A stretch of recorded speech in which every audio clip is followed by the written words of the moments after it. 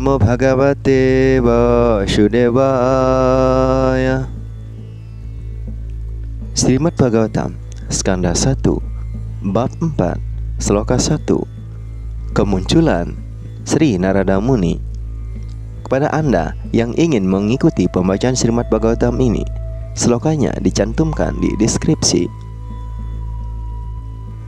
Biasa waca iti bruvanam samstuya muninam dirga satrinam bridha kulapate sutam bavrica sanako bravit. Artinya, usai mendengar Sutta Goswami berkata demikian, Saunaka Muni, tokoh senior yang paling berpengalaman di antara semua resi yang giat menyelenggarakan upacara suci panjang itu, memberikan sambutan kepada Sutta Goswami dengan kata-kata sebagai berikut. Penjelasan dari Yang Maha Berkarunia Esi Bhaktivedanta Swami Prabhupada. Dalam suatu acara pertemuan, jika ada sekapur sirih atau kata sambutan yang hendak disampaikan kepada pembicara, penyampai kata sambutan itu haruslah tetua atau tokoh senior yang paling berpengalaman. Kualifikasi itu dipenuhi oleh Sri Sanaka Resi, sehingga beliau didaulat untuk menyambut kehadiran Sri Sutta Goswami saat Sutta Goswami siap menyampaikan Bhagavatam, sama persis dengan beliau terima dari Sukadeva Goswami, dan juga telah beliau insapi secara pribadi. Keinsapan diri berarti seseorang sudah sama sekali tidak menyombongkan diri atau berusaha memamerkan pengetahuan kepada seniornya atau acarya, yakin sepenuhnya kepada seniornya, acarya, dan pada saat yang sama menguasai pokok bahasa dengan sangat baik hingga penyampaiannya tepat sasaran. Makna aslinya harus tetap dipertahankan. Penjelasan jangan sampai tidak dimengerti oleh pendengar karena menyimpang dari teks asli, namun harus tetap menarik agar para pendengar dapat merasakan manisnya. Inilah yang disebut keinsapan. Ketua sidang Sonaka dapat menilai kualifikasi sang pembicara, yakni Sri Sutta Goswami, cukup dari kata-kata yatha dinam dan yatha mati yang Sutta Goswami ucapkan. Karena itu, Sonaka sangat antusias dan gembira menyambut Sri Sutta Goswami. Pendengar yang cerdas hanya bersemangat mendengarkan dari penceramah yang mewakili acarya asli. Dengan demikian, penceramah dan pendengar semuanya berkualifikasi pada sidang ketika Bhagavatam dibacakan untuk kali kedua. Inilah yang harus menjadi standar pembacaan Bhagavatam agar tujuan aslinya tersampaikan tanpa menyimpang. Jika situasinya tidak kondusif seperti itu, pembacaan Bhagavatam pasti menyimpang dari tujuan utamanya dan hanya memboroskan waktu saja. Selanjutnya, Skanda 1, Bab 4, Sloka 2. Saunaka waca Sutta Sutta Mahabhaga Wadano wadatang wara Katham Bhagavatim punyam Yat aha bhagawan cukaha. Artinya, Sonaka berkata, wahai Sutta Goswami, engkaulah resi yang paling beruntung dan terhormat di antara semua tokoh penceramah dan ahli membaca aksara. Silakan sampaikan amanat-amanat suci Srimad Bhagavatam yang telah disabdakan oleh resi mulia dan perkasa Sukadeva Goswami. Penjelasan dari Yang Maha Berkarunia Esi Bhaktivedanta Swami Prabhupada. Saunaka Goswami menyapa Sutta Goswami hingga 2 kali karena beliau bersama para peserta sidang. Saunaka Goswami menyapa Sutta Goswami hingga 2 kali karena beliau bersama para peserta sidang lainnya sangat gembira dan antusias mendengarkan sloka-sloka asli Bhagavatam yang sudah pernah didengar oleh Sutta Goswami dari Sukadeva Goswami. Mereka menghindari penceramah yang tidak berkualifikasi karena tidak ingin mendengarkan penafsiran seperti yang sering dilakukan oleh para penceramah bayaran. Pada umumnya di India, banyak orang yang berprofesi sebagai pembaca dan penceramah Bhagavatam. Saya ulang, banyak orang yang berprofesi sebagai pembaca dan penceramah Bhagavatam, di mana tujuan mereka semata-mata uang, dan ada penceramah yang dianggap terpelajar, yang hanya menekankan impersonalis Tuhan atau aspek kekosongan Tuhan, sehingga mereka tidak dapat memasuki wilayah kegiatan pribadi Tuhan yang maha utama. Para impersonalis memaksakan sloka Srimad Bhagavatam untuk mendukung konsep impersonalis mereka, sedangkan pembaca bayaran senang membaca ayat-ayat Bhagavatam langsung ke bagian skanda 10 dan penafsiran bagian yang paling rahasia, kegiatan rohani Tuhan, berdasarkan ide-ide mereka sendiri. Kedua jenis penceramah itu bukanlah pribadi yang berkualifikasi membacakan Bhagavatam. Hanya orang yang mengikuti penjelasan Sukadewa Goswami atau wakil beliau serta pendengar yang siap mendengarkan Srimad Bhagavatam yang bona fide mendiskusikan amanat rohani itu. Selanjutnya, sloka 3. Kasmin yuge pravriteyam stane vakena hetuna kutah sancorita Krishna kritawan samhitam munihi. Artinya, pada zaman dan ada di mana karya agung ini dimulai untuk kali pertama, dan mengapa karya ini dibicarakan? Dari manakah Krishna Dwaipayana biasa, sang resi agung itu dapat inspirasi untuk menyusun sastra ini? Penjelasan. Oleh karena Srimad Bhagavatam merupakan satu persembahan istimewa dari Srila Vyasadeva, maka banyak topik yang ingin ditanyakan oleh Sanaka Muni terpelajar itu. Diketahui bahwa Srila Vyasadeva telah menjelaskan sloka-sloka Weda dengan berbagai cara, termasuk melalui Mahabharata, agar mudah dimengerti oleh kaum perempuan, Sudra, dan anggota keluarga Dwijati, orang yang telah menerima tali suci Brahmana atau telah menerima kelahiran kedua. Namun, jatuh dari kualifikasinya. Srimad Bhagavatam melampaui semua sastra tersebut, sebab Srimad Bhagavatam tidak berkaitan dengan segala hal material. Dengan demikian, pertanyaan-pertanyaan tersebut sangat cerdas dan tepat. Selanjutnya, Srimad Bhagavatam skanda 1 bab 4 sloka 4. Tasya putro mahayogi samadri nirvikalpakaha ekantamatir unidro gudho mudha iveyate. Artinya, putra Vyasadeva adalah seorang penyembah agung, pengikut monisme yang berjiwa seimbang, dengan pikiran senantiasa terpusat pada yang tunggal. Beliau bertempat di atas kegiatan material, namun karena semua itu tidak beliau tonjolkan, beliau tampak seperti orang bodoh. Penjelasan. Srila Sukadewa Goswami adalah insan mulia yang sudah meretas kebebasannya atau telah mencapai moksa. Oleh karena itu, beliau senantiasa bertindak hati-hati agar tidak terperangkap oleh energi ilusi. Di dalam Bhagavad Gita, sikap waspada ini dianjurkan. Roh atau jiwa bebas dan roh terikat kesibukannya saling berbeda. Roh bebas senantiasa sibuk dalam kegiatan yang memajukan keinsapan spiritualnya hingga ke tataran tertinggi yang dialpakan oleh roh terikat. Roh terikat tidak mengerti mengenai kesibukan spiritual. Sementara roh terikat melalaikan kesibukan rohani itu, roh bebas sangat waspada dan selalu menjaga kesibukan rohaninya. Demikianlah kesibukan roh terikat bagai mimpi buruk bagi roh bebas.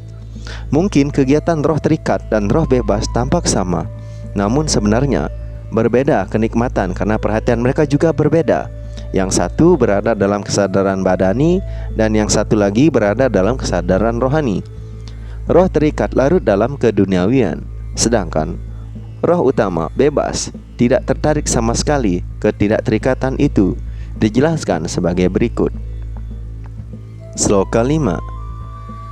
Dristva nuyantam resim atmajam apyanagnam devyo hriya predadur nasutasya citram tadviksha prichati munau jagadustavasti strimpum bidanatu sutaya vivikta dristehe. Artinya, ketika Sri Vyasadeva menyusul putranya dan melintas di pinggir sungai di hadapan gadis-gadis yang sedang mandi, gadis-gadis itu berusaha untuk menutupi tubuh mereka di mana Sri Vyasadewa sendiri tidak berniat untuk melihat kewanitaan mereka. Sebelumnya, para perempuan itu sama sekali tidak merasa risih ketika putra Vyasadewa yang melintas di depan mereka. Sang Resi menanyakan hal itu kepada mereka, dan mereka menjawab, kesucian. Saya ulang. Sang Resi menanyakan hal itu. Saya ulang. Sang Resi menanyakan hal itu kepada mereka, dan mereka menjawab bahwa kesucian sang putra terasa oleh mereka, di mana ketika sang putra melihat mereka telanjang, sang putra tidak melihat perbedaan antara laki-laki dan perempuan, sedangkan sang Resi masih melihat perbedaan tersebut. Penjelasan dari Yang Maha Berkarunia Esi Bhaktivedanta Swami Prabhupada. Di dalam Bhagavad Gita bab 5 sloka 18 dikatakan bahwa seorang resi yang berpengetahuan tinggi melihat sama seorang brahmana terpelajar yang lemah lembut, seorang candala atau pemakan anjing, seekor anjing maupun seekor sapi dilatari oleh pandangan spiritualnya. Srila Sukadeva Goswami telah mencapai tingkatan tersebut. Dengan demikian, beliau tidak melihat perbedaan antara laki-laki dan perempuan. Di mata beliau, semua makhluk hidup atau jiwa sama, hanya berbeda penutup. Gadis-gadis yang sedang mandi itu dapat menangkap pikiran Sukadeva Goswami hanya dengan melihat sikapnya, seperti melihat anak-anak yang sangat polos. Sukadeva Goswami seorang pemuda berusia 16 tahun, maka semua anggota tubuhnya telah berkembang. Beliau sendiri berjalan tanpa pakaian, sama seperti gadis-gadis muda yang sedang mandi itu. Namun karena tak sedikit pun terlintas di benak beliau tentang kenikmatan hubungan seks, atau beliau telah berada di atas kesenangan badani, maka Sukadeva Goswami terlihat sangat suci dan polos. Dengan kualifikasi khusus yang dimiliki oleh kaum perempuan, mereka merasakan hal itu dengan mudah, sehingga mereka tidak merasa risih sedikit pun oleh kehadiran beliau. Akan tetapi ketika ayah Sukadeva Goswami yang liwat di sana, gadis-gadis tersebut cepat menutupi tubuh mereka. Mereka seusia dengan putra ataupun cucu Vyasadewa. Namun sikap mereka terhadap kehadiran beliau tetap mengikuti norma masyarakat, karena Srila Vyasadewa adalah orang yang beristri. Orang yang berumah tangga haruslah memiliki sikap yang membedakan antara jenis laki-laki dengan jenis perempuan. Jika tidak, ia tidak mungkin menikah. Oleh karena itu, yang tidak dapat disamakan adalah unsur badan dengan unsur roh atau jiwa, yang tidak berkaitan sedikit pun dengan badan jenis laki-laki atau badan jenis perempuan. Selama penglihatan seseorang masih membedakan antara badan laki-laki dan badan perempuan, sebaiknya ia tidak mencoba untuk menjadi seorang sannyasi seperti Sukadeva Goswami. Ia harus yakin setidaknya dalam teori bahwasanya entitas hidup atau jiwa itu adalah bukan laki-laki maupun perempuan. Pakaian lahiriah dibuat dari unsur-unsur alam oleh alam material guna menarik lawan jenis. Dengan demikian dapat menahan makhluk hidup dalam kehidupan material. Roh yang telah terbebaskan berada di atas pembedaan yang menyimpang itu. Ia tidak membedakan para makhluk hidup satu sama lain. Mereka melihat semua sama sebagai roh. Kesempurnaan penglihatan spiritual inilah yang disebut tahap terbebaskan. Dan Srila Sukadeva Goswami telah mencapai level tersebut. Srila Vyasadewa juga berada pada tataran transendental itu. Namun karena beliau hidup berumah tangga, beliau tidak berlagak sebagai roh yang telah terbebaskan, di mana beliau taat mengikuti adat istiadat yang berlaku. Selanjutnya, sloka 6. Katham alakshita paurahi samprapta kuru janggalan unmata muka jadawan bicaran gajah sawaye. Artinya, bagaimana beliau, Srila Sukadeva Goswami, putra Vyasa, dikenal oleh para warga pada waktu beliau memasuki kota Hastinapura, kini Delhi, setelah mengembara di provinsi Kuru dan Janggala dengan penampilan seperti orang gila, bisu, dan cacat mental. Kota Delhi di India dulu bernama Hastinapura karena didirikan oleh Raja Hasti. Dan di sanalah Sukadewa Goswami mengembara pasca meninggalkan rumah ayahnya dengan tampilan seperti orang gila, sehingga para warga di sana tidak mengenali beliau sebagai pribadi yang sangat mulia. Oleh karena itu, untuk mengenali seorang janganlah melihat tampilan luarnya, tapi dengan cara mendengarkan bicaranya. Begitu juga dalam hal mendekati diri kepada seorang sadhu atau resi agung, bukan untuk menonton beliau, melainkan untuk mendengarkan petuah-petuah beliau. Jika seorang tidak menyiapkan dirinya agar dapat mengerti kata-kata seorang sadhu, maka tidak ada manfaat yang diperoleh dari kegiatan mendengar itu. Sukadewa Goswami adalah seorang sadhu yang berkualifikasi menyampaikan kegiatan rohani Tuhan. Kehadiran beliau bukan untuk memuaskan selera para warga biasa. Beliau dikenal ketika berbicara mengenai mata pelajaran Bhagavatam, tanpa upaya memamerkan kekuatan mistik sebagai pencitraan seperti yang dilakukan oleh banyak spiritualis. Seperti yang banyak dilakukan oleh spiritualis palsu atau para pesulap. Secara lahiriah, beliau tampil seperti orang gila yang dungu dan terbelakang. Tetapi sebenarnya beliau adalah pribadi rohani yang berpengetahuan tinggi. Selanjutnya, sloka 7.